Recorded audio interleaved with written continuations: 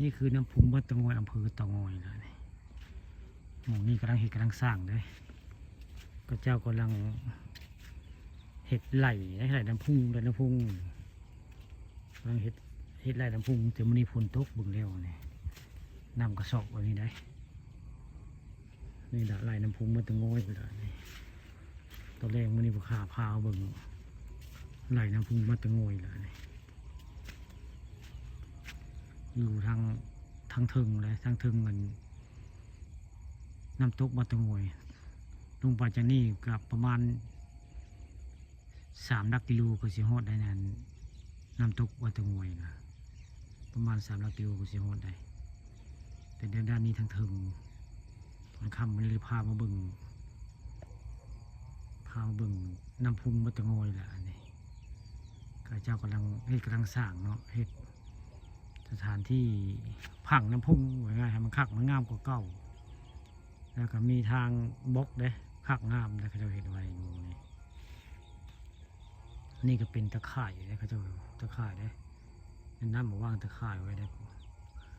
กันน้ำสัตว์ไปถ้าเบิ่งแล้วนี่บริเวณนั้นน้ำพุงบ้านตะงอยนี่ทางใต้ก็จะมีน้ำตกบ้านตะงอยได้ใต้ลงไปจะมีน้ำตกบ้านตะงอยได้ตอนแรกมีบุคคาพามาเบิ่งทั้งเทิงของบ้านตะงอยละมึงนี่มีหินแดงนะพระเจ้าเห็ดไว้คักได้ผมหินแดงเป็นไร่แบบนี้ได้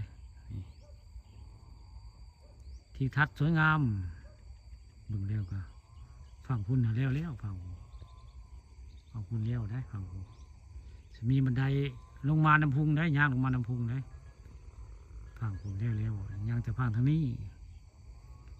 ยังบุเล่ได้กำลังสร้างพังนี่พระเจ้ากับพระชราอยู่แล้วพวกเจ้าชราอยู่แล้วพระเจ้าว่าผมน้ำรถไม่คู่ง่ายผมพระเจ้าเฮ็ดมืออยู่ได้แต่ช่วงนี้พระเจ้าหยุดงานนะค่ำเนาะพระเจ้าหยุดแล้วลูกค้าก็เลยพามาเบิ่งสถานที่พระเจ้าเฮ็ดที่เขาสร้างเนาะนี่นั่นไหลน้ำพุงบ้านตะงอยอยู่แล้วนี่จากนี้ลงไปพอแล้วไปหาพญาตะงอยเลยทั้งทึงอยู่ทั้งทึงของพระยาตะงอยเลยนี่นาทึงทั้งทึงนะ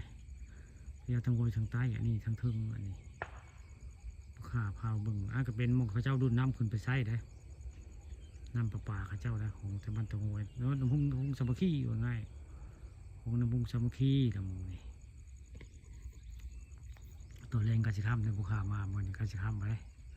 เอาภาพเรื่องจริงผ่านจอไม่เบิ่งเรื่องน้ำพุงบ้านตะงอยเด้อนี่คักได้เบิ่งเร็วก็ได้ที่ทัดสวยงามนี่ฝั่งคุณเลี้ยวฝั่งคุณเหลือทางนี้เขายังบ่เลี้ยวได้กำลังสร้างไว้กำลังสร้างจะให้คู่มืออยู่นี่ละลายน้ำพุงบ้านตะงอยเรียกว่าน้ำพุงสามัคคีก็เดียวกันนี่แหละพวกข้าปลาคำเอาเรื่องจริงผ่านจอ